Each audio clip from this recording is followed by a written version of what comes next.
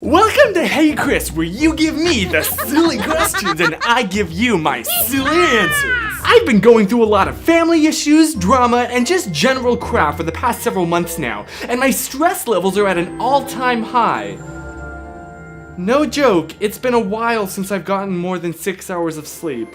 What do you do when you feel overwhelmed with everything life's throwing at you, or when you're just stressed out in general?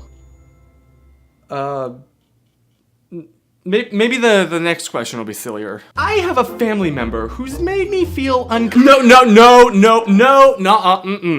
to the first one. So family issues are incredibly stressful. Trust me, I know. Like, my parents got divorced a few years ago. But first remember that you and your health should be your top #1 priority. So if that means purposely distancing yourself temporarily from all of the stress and drama, just like going and hiding out in your room, dimming the lights, putting in some earbuds, listening to some nice relaxing calming music, maybe light a candle, and just trying to de-stress for now, that's perfectly okay. That's how I dealt with just the atmosphere of stress in the house.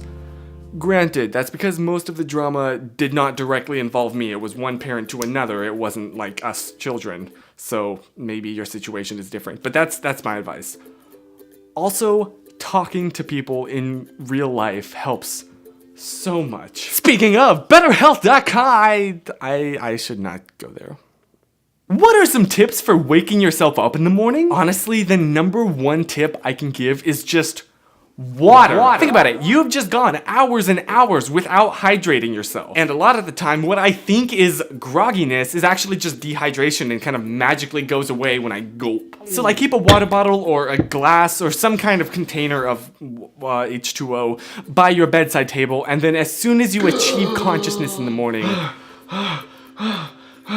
chug that sucker right down. Now I'm ready to start the day, and as a bonus, it'll kind of force you to get up as the need to relieve yourself gets stronger and stronger and stronger. So, there's this guy that I like, and I'm fairly sure he likes me back. Yay! Whatever could be the problem in this situation? Well, Chris, neither of us feel like we're ready to be in a relationship or are allowed to be in one.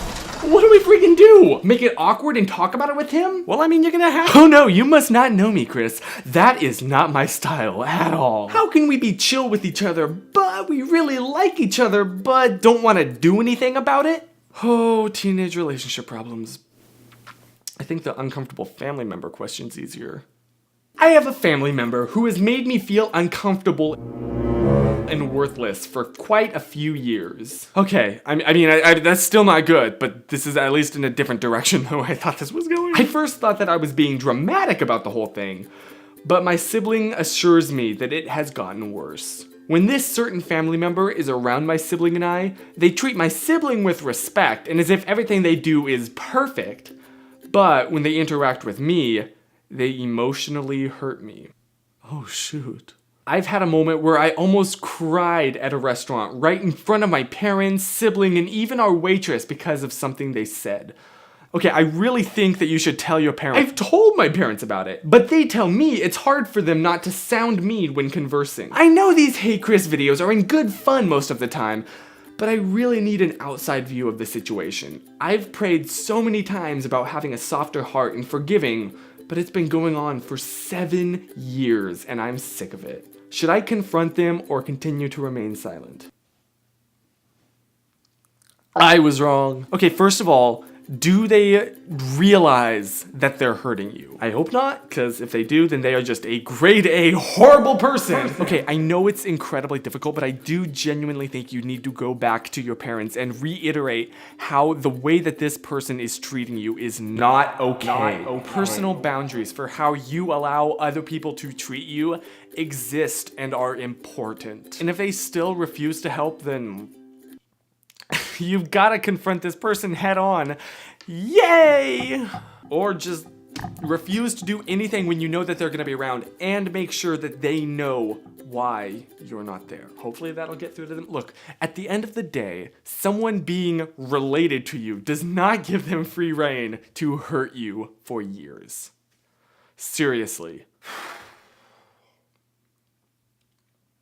Holy crap. I probably should make some kind of legal disclaimer, like... The advice given in this video from Chris Howard is intended purely for comedic effect and is not to be taken as genuine or legal advice. Results that may follow from any attempt to apply the advice given are not guaranteed. By watching this video, you agree to not hold Chris Howard, his heirs, and or any living relative responsible for consequences of said attempts. Do not attempt anything in this video.